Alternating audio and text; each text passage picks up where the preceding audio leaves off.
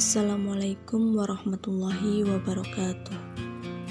Kami dari kelompok 10 akan menjelaskan materi kami dengan judul Kebijakan Fiskal dalam Ekonomi Islam.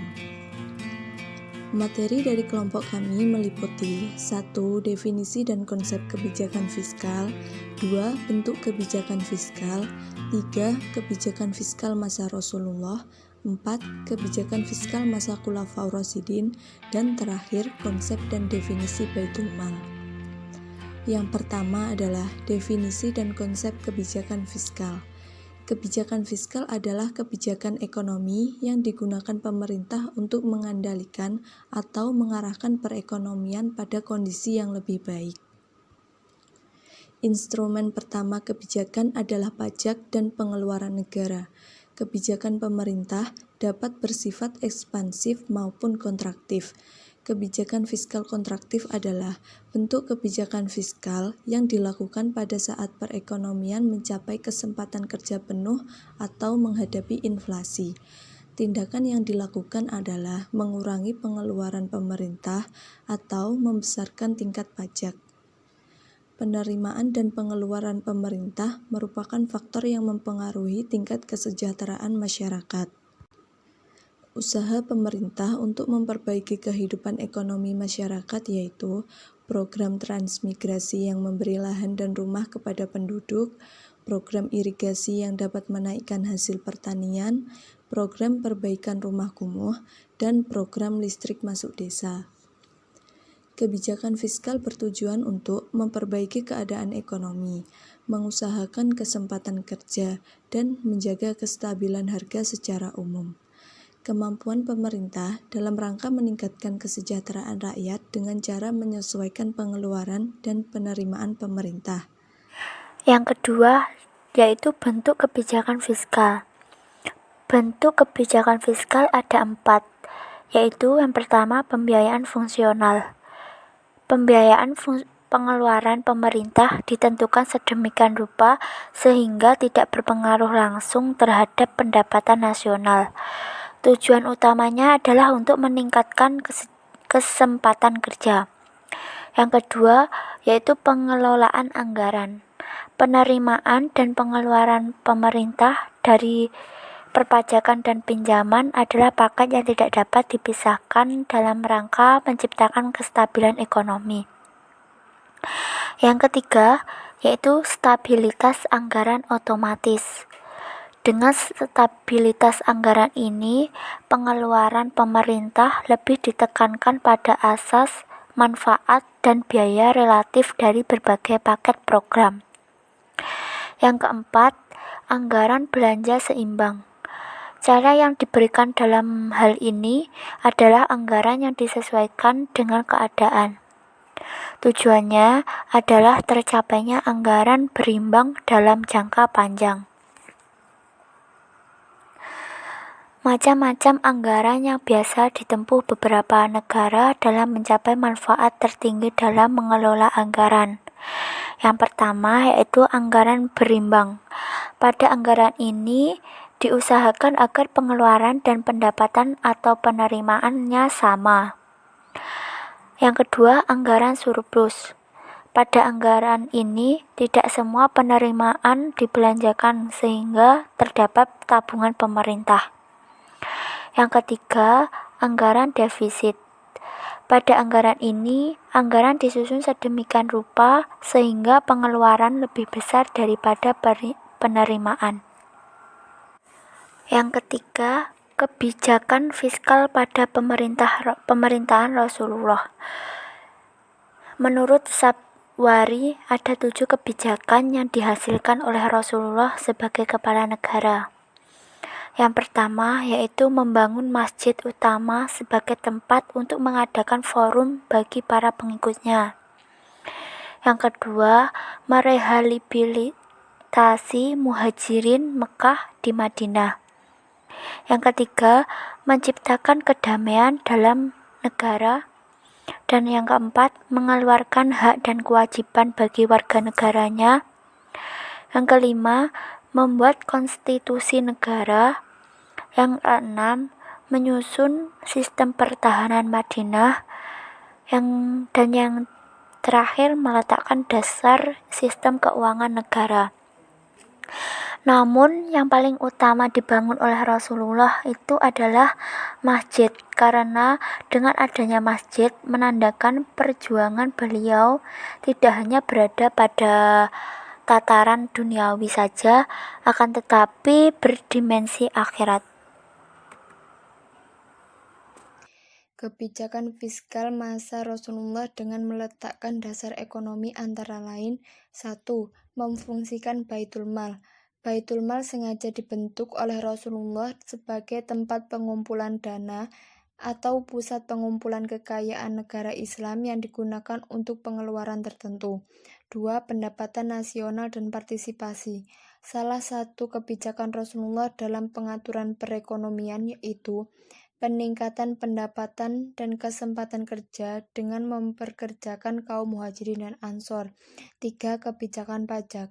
Kebijakan pajak ini adalah kebijakan yang dikeluarkan pemerintah muslim berdasarkan atas jenis dan jumlahnya. 4. Kebijakan fiskal berimbang.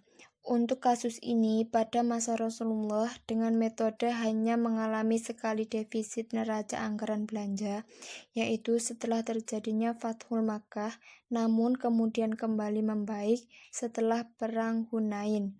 5. Kebijakan fiskal khusus. Kebijakan ini dikenakan dari sektor volunteer sukarela dengan cara meminta bantuan muslim kaya.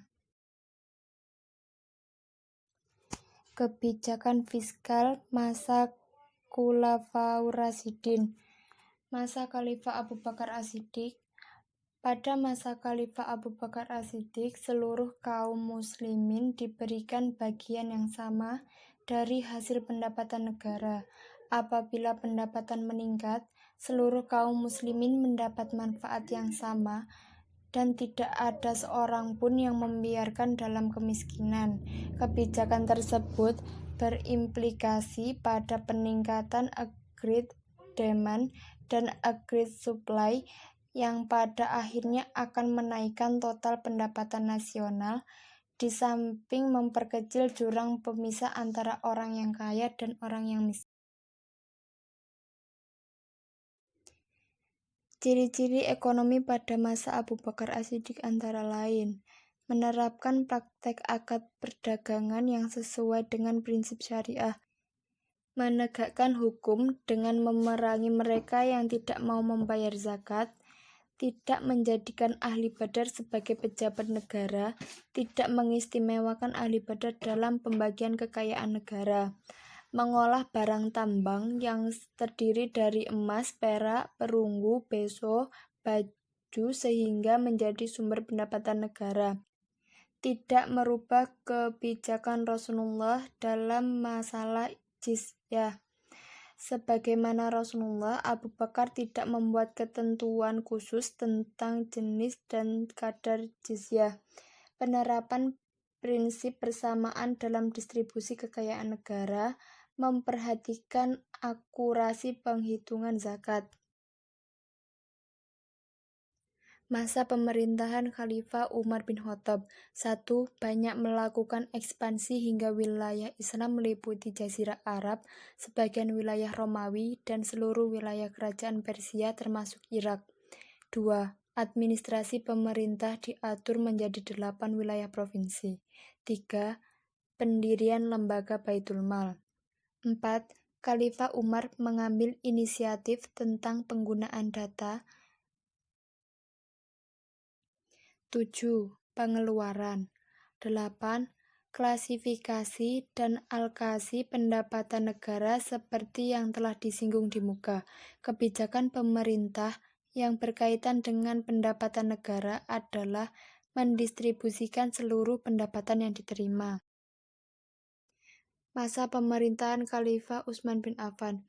Khalifah Utsman bin Affan berhasil melakukan ekspansi ke wilayah Armenia, Tunisia, Cyprus, Rhodes, Persia, Transyoksania, dan Tabaristan. Ia juga berhasil menumpas pemberontakan di daerah Khurasan dan Iskandaria. dalam pengembangan sumber daya, melakukan pembuatan saluran air, pembangunan jalan, dan pembentukan organisasi kepolisian untuk mengamankan jalur perdagangan. Dalam hal berdagang, Usman selalu mendiskusikan tentang harga yang sedang berlaku di pasaran. Selain itu, ia juga tidak mengambil upah dari kantornya, melainkan ia menyimpan uangnya di bendahara negara. Pada masa Usman ini tidak terdapat perubahan situasi ekonomi yang cukup signifikan.